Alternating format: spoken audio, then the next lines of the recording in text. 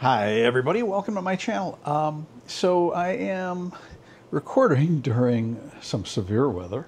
We got some heavy thunderstorms in the area. The Weather Service is saying that some of them potentially could rain 2 inches an hour. Had a fairly intense one go by just a little while ago, a lot of thunder and lightning. So if you see any flashes and hear any big booms, you know what's going on. Flooding gets bad, I may get an email telling me to go out and get some photos of the flooding. So that'll be interesting.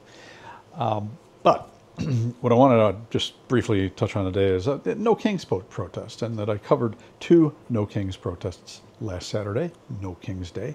This may be something that goes down in history. So there was one not far from here in Forest Park, and it was sort of an impromptu thing. They only announced it a few days ahead of time, but had a really big turnout for this size town. Like 200 people showed up. And when I was done with that, I went over to Oak Park, and theirs got absolutely huge. It was significantly larger than the hands-off protest in April. Crowd estimates across the country say that we're around 12 million people. Media seems to be downplaying it, saying it was 5 million. The media just doesn't want to piss off you know who. The media is not willing to actually confront this guy and on the unconstitutional crimes that he's doing, which is kind of sad, because if you think about it, if you think back in Watergate, which I was around for, I was in high school. In the first few years in high school, that was all that was on the news was the Watergate stuff. The hearings were on TV.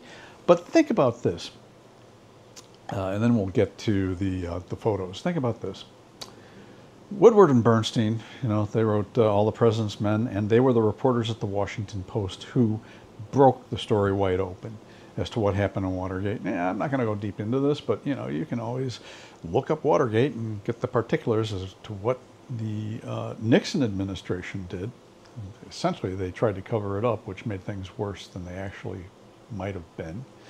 But if you think about it, what happened just the other day, where ABC fired Terry Moran for speaking up and, saying that Stephen Miller is full of hate, which Stephen Miller is full of hate.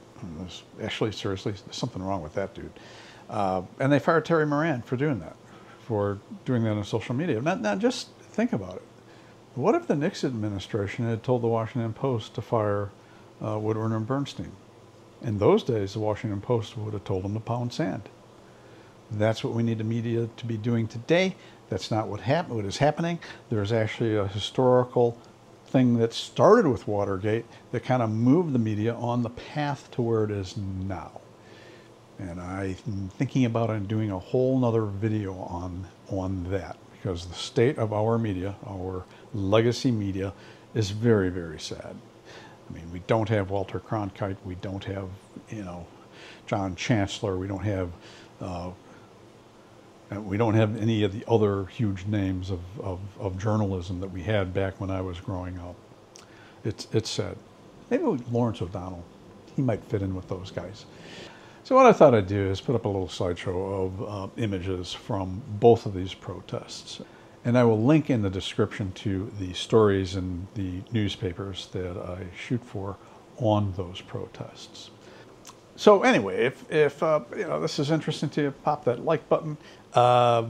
New subscribers are always welcome.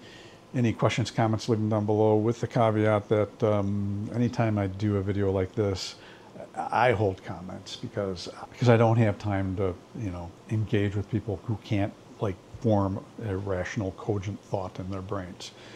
Because every time I have to delete a comment, it's just an insult. There's no reason to it, telling me why I'm wrong. It's just, you're just a dumb liberal. So that's where we're at, folks. Anyway, here's that slideshow.